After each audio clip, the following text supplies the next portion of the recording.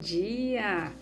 Hoje nós estamos aqui para o nosso devocional e hoje nós vamos ler Jeremias capítulo 3, diz assim: perdão de Deus a um povo infiel. Se um homem se divorciar de sua esposa e depois da separação ela casar-se com outro homem, poderá o primeiro marido voltar a ela? Porventura não estaria totalmente profanada esta terra? E tu, que te prostituíste com inúmeros amantes e agora queres voltar a mim? Questiona Yahvé. Levanta os teus olhos para os campos e montes e dize: onde não te deitaste? Nos caminhos te assentavas, esperando para emboscar teus pretendentes. Agiu como os árabes, beduínos e nômades no deserto. Manchaste a terra com a tua prostituição e impiedade. Por este motivo as chuvas fortes foram retiradas, nem mesmo as chuvas da primavera vieram sobre ti. Contudo, assumes a postura de uma prostituta, e assim não demonstras qualquer vergonha ou rubor em teu rosto. Ora, não foste tu que acabastes de me chamar Abba, meu pai, amigo da minha juventude? Ficarás, pois, irado contra mim para sempre? Guardarás este ressentimento até o fim? Falaste deste modo, contudo segues cometendo todo o mal de tuas paixões e desejo. Agora eu vou ler a partir do versículo 14, diz: convite ao arrependimento. Ó filhos rebeldes, voltai a mim, porque eu, vosso esposo, oráculo de Yahvé, eu mesmo vos tomarei de cada cidade e 2 de cada clã, e vos farei retornar a Sião. Em seguida, vos darei governantes de acordo com o meu coração, que vos dirigirão com sabedoria e com entendimento como bons pastores. Quando então naqueles dias vos multiplicardes e frutificardes sobre a vossa terra, declare Yahvé, não mais reclamareis a arca da aliança de Yahvé. Não será necessário que ela volte à vossa memória. Não pensareis mais nisto, nem mesmo vos lembrareis dela. Não sentireis sua falta, tampouco se fará outra arca. Quando este tempo chegar, chamarão Jerusalém o trono de Yahvé, o Senhor. Todas as nações se reunirão para honrar o nome do Senhor em Jerusalém. Não mais viverão de acordo com a teimosia de seus corações, inclinados a praticar o mal. Naquela época, a casa de Judá caminhará com a casa de Israel, e unidas retornarão do norte para a terra que entreguei como herança a vossos pais desde a antiguidade. Então, o que Deus, gente, fala aqui através do profeta Jeremias? Aqui Jeremias, ele estava falando para o povo, pregando ao povo, anunciando que eles, seriam levados cativos para a Babilônia, que se eles não se arrependessem dos seus pecados e abandonassem tudo isso, eles seriam levados para a Babilônia pelo rei Nabucodonosor, e lá eles permaneceriam por 70 anos. Aqui Deus comparou eles a prostitutas. Eles se prostituíam a muitos deuses, de povos que estavam ali aos arredores, de pessoas que moravam no meio deles muitas vezes, e eles começavam a cultuar aqueles deuses, começavam a entrar nas tradições daquelas pessoas. E Deus aqui, gente, ele estava chamando a atenção desse povo, chamando a atenção de Israel, para que, como quem diz, ora, vocês têm tantos amantes, se prostituem. E daí depois eles querem que Deus perdoe, eles querem que Deus, Deus aqui ele se coloca como o quê? O esposo traído. Aí a pessoa ela atrai e depois ela quer o quê? Sempre voltar, sempre voltar. Deus perdoa, mas Ele quer que as pessoas abandonem seus erros, abandonem seus pecados, que elas confessem, abandonem e não voltem mais a praticar isso. Deus aqui Ele estava dando alerta ao povo, quando Ele disse que eles se prostituíam com muitos amantes aqui, eles estavam traindo Deus com outros deuses. Eles estavam sacrificando a outros deuses que não era Deus. Se você ler mais para frente aqui, no capítulo 2, Israel prestou culto a Baal. Israel, gente, fez tanta coisa errada, assim como nós também fazemos. Quando Deus nos encontrou, de que jeito que Ele nos achou, gente? Quanta coisa errada a gente fazia, quanta coisa errada no erro, na prostituição, na mentira, no engano, na feitiçaria, em tanto lugar errado, Deus nos achou. E glória a Deus que a gente entendeu isso e a gente abandonou essas coisas. Abandonamos as velhas práticas, como eu falei no devocional anterior, deixando para trás as coisas que passaram e olhando para o alvo, olhando para frente. Hoje eu preciso abandonar todas estas coisas, a idolatria, a religiosidade, que são muitos fatores que impedem as pessoas de viver o melhor de Deus, de estar na presença de Deus. Às vezes a religiosidade, gente, ela trava a vida da pessoa, porque a religião, ela não vai levar ninguém para o céu. É somente a fé, a salvação, ela aceitar Jesus, fazer Jesus Senhor da vida dela e viver de acordo com o que manda a palavra, de acordo com os ensinamentos de Cristo. A pessoa abrir a boca e dizer, eu sou crente, eu sou cristão. Cristão já diz, gente, parecido com Cristo, é andar no mesmo caminho, é seguir os seus ensinamentos. Se você lê as cartas que Paulo escreveu a várias igrejas, para várias cidades, cada uma tinha um conteúdo. Para alguns ali, como nós lemos ontem, o povo de Filipos, Deus estava dando alerta. O quanto era bom seguir Jesus, o ganho da salvação, de deixar para trás as coisas passadas, de olhar para frente, de seguir para o alvo. O povo de Gálatas foi, chicoteado ali, gente. Se você ler todas estas cartas que o Espírito Santo deu para Paulo escrever, gente, para estas igrejas, Gálatas, ele fala do quê? Das obras da carne, feitiçaria, glutonarias, bebedices e mais um monte de coisa. Ele disse, quem pratica essas obras não vai herdar o reino de Deus. Mas ele fala sobre o fruto do Espírito, todo por completo. Então Paulo, Deus usou ele de uma forma, gente, tremenda. Deus, ele abriu os olhos, ele advertiu, ele chamou atenção e chama até hoje, cada vez que a gente lê no povo de Corintos, ele fala do amor, que tudo passa, mas só o amor permanece, de que o amor tudo suporta, espera e crê. Para cada povo, gente, para cada situação da nossa vida, se nós formos analisar, nós vamos passar por situações, nós vamos precisar de palavras direcionadas para cada momento, para cada situação em que nós estaremos enfrentando, num deserto, num vale, num momento de adversidade, num momento de tribulação, num momento de enfermidade, num momento aonde o mal tenta agir na nossa vida financeira, na prosperidade. Para cada situação da nossa vida, Deus vai nos dar uma direção.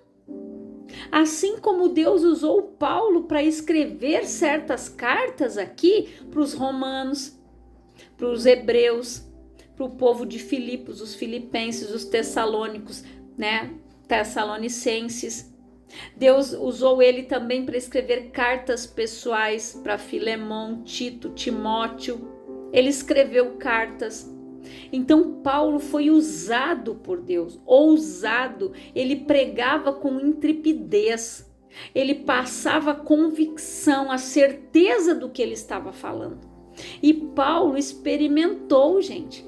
Ele fala na palavra, ali em Filipenses, se você ler o capítulo 3, desde o versículo 1, ele fala, ele usa uma palavra, esterco, que tudo aquilo que ele tinha como certo, para ele aquilo tudo não passava de esterco diante de tudo que ele aprende e do que ele aprendeu quando ele conheceu Jesus. Ele viu que todo aquele ensinamento, toda aquela tradição, toda aquela religiosidade, todas as coisas que ele tinha convicção de que eram o correto, ele disse, isso para mim não passa de esterco.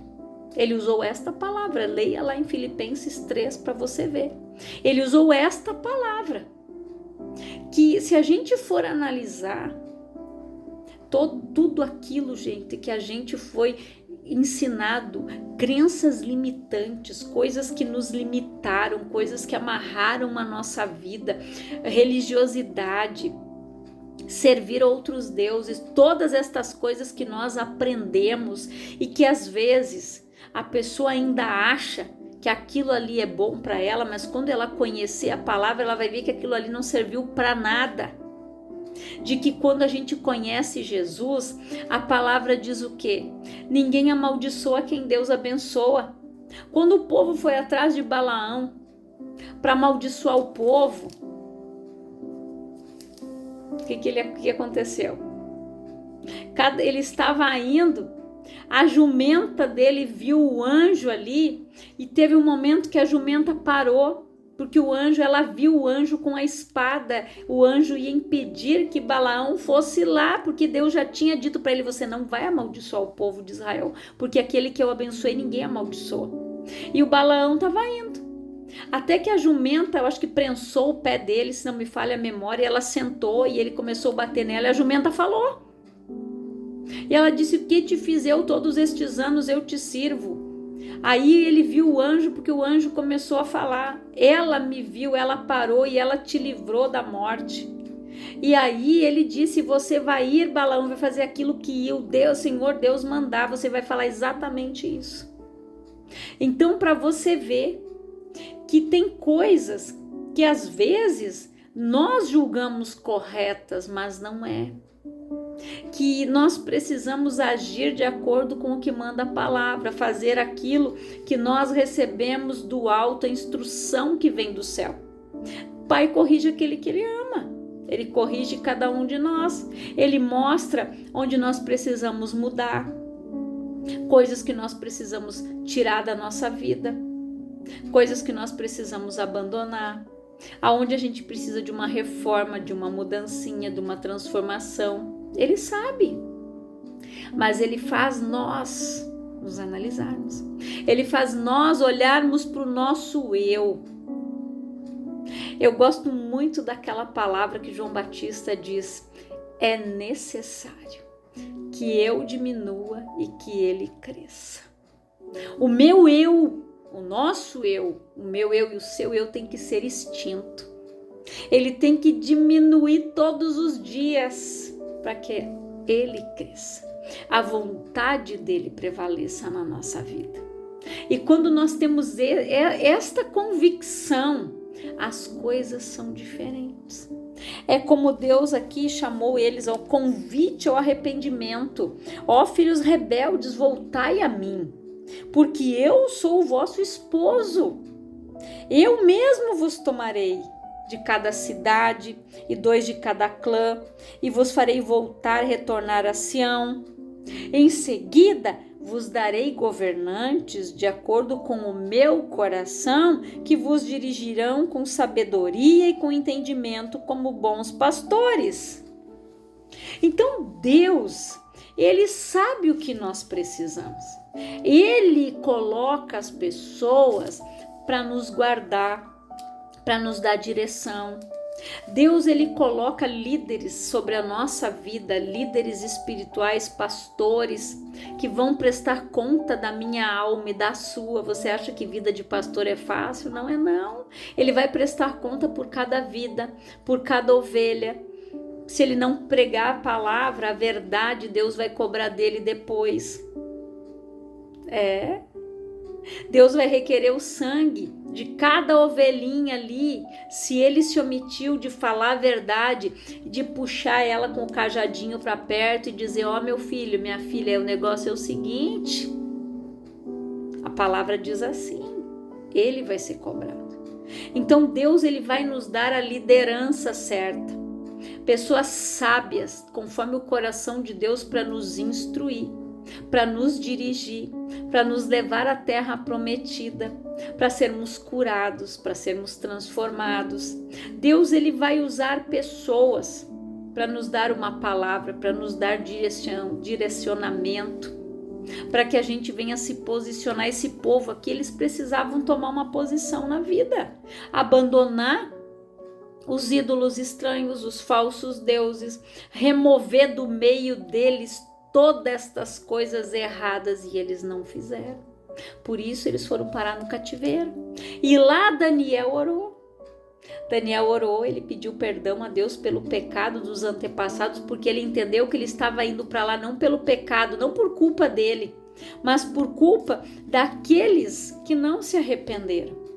Lá no cativeiro Daniel orou.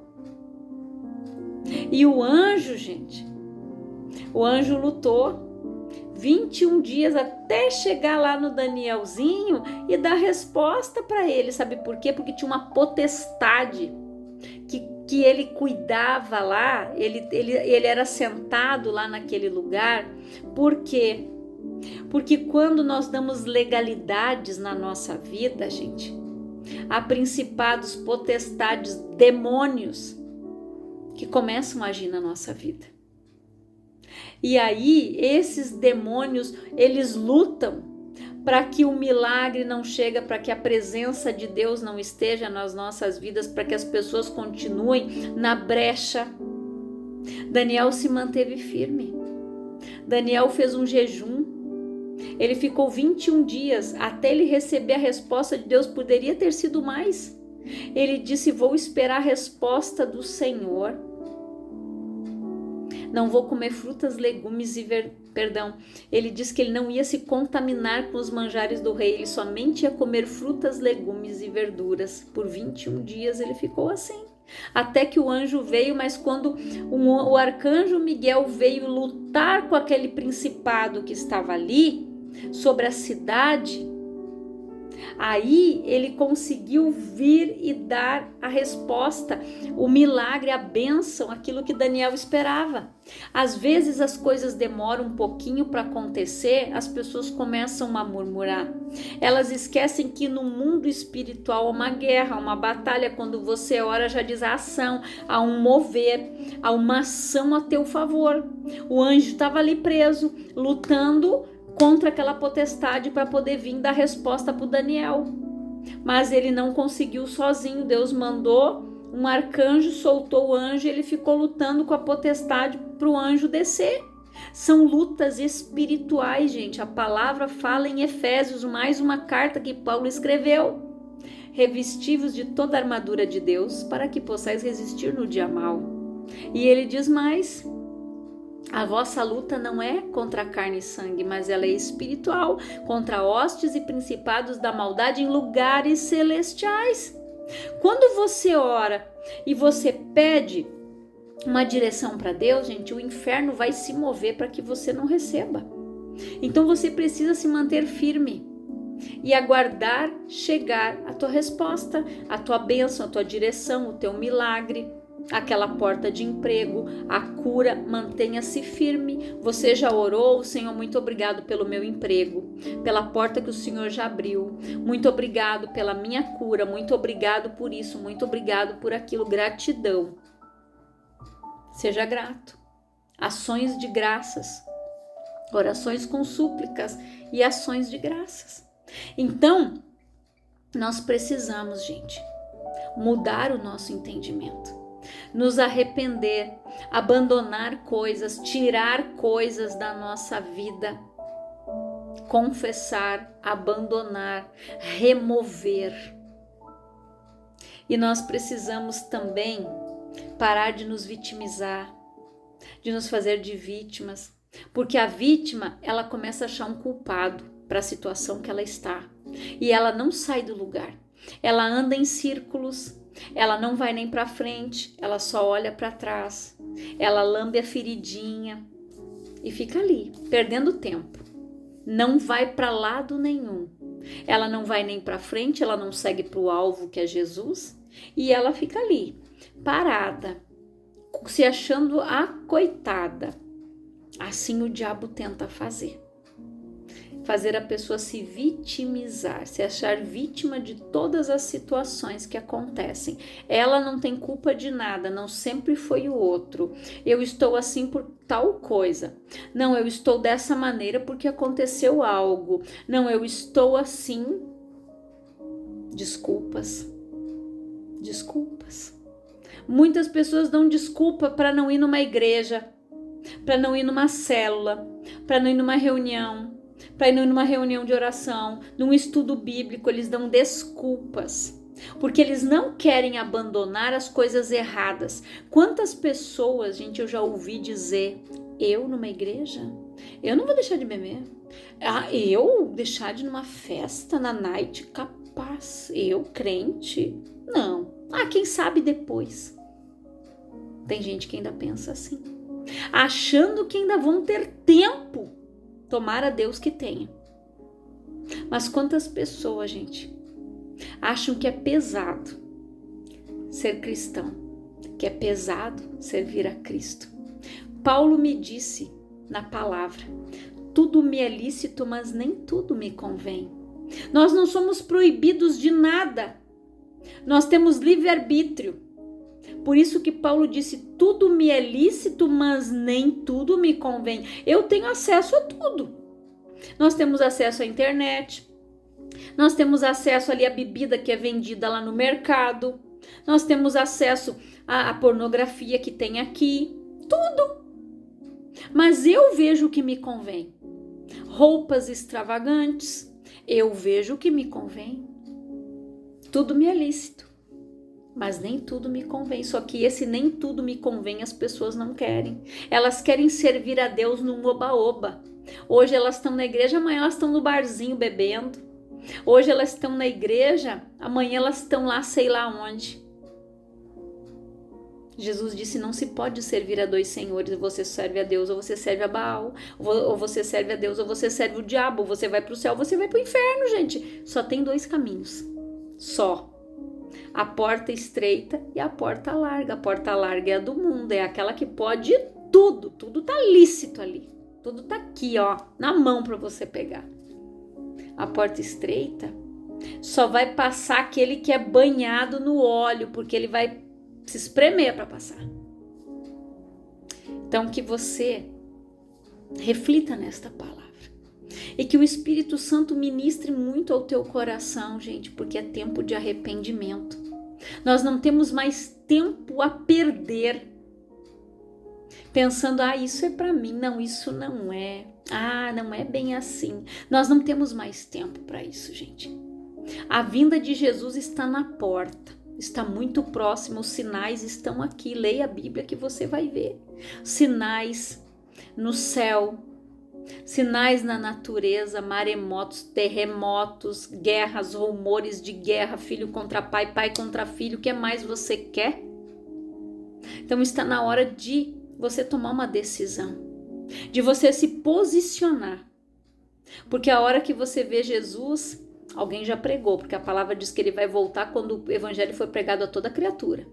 Enquanto a pessoa não aceita Jesus, ela é criatura, ela não é filho.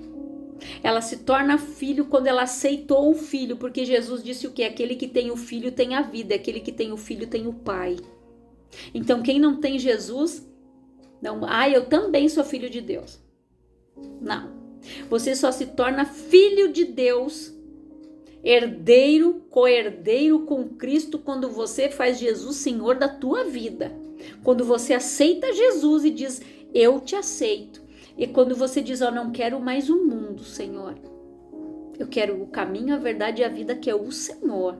Aí a coisa muda de figura. Aí você é filho. Tem por isso que Jesus disse, vai chegar muitos no dia e vão dizer, Senhor, Senhor. Ele vai dizer, não te conheço. Vai para lá. Para lá, melhor dizendo. Para lá. Aqui não. Você vai para cá.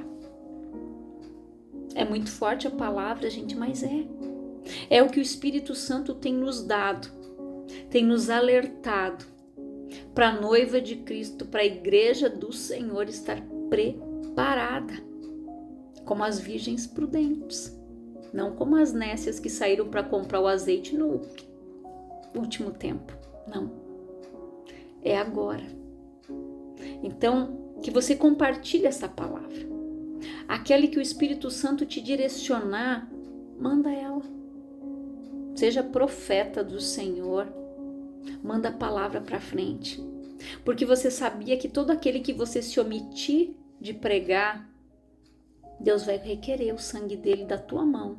Todo aquele que você se omitir de falar a verdade para aquela pessoa, você sabia que se ela se arrepender, se o ímpio abandonar o seu mau caminho, tá tudo certo. Você pregou, agora daí o problema é dele. Agora se você não pregar e ele morrer na impiedade, Deus vai cobrar de você.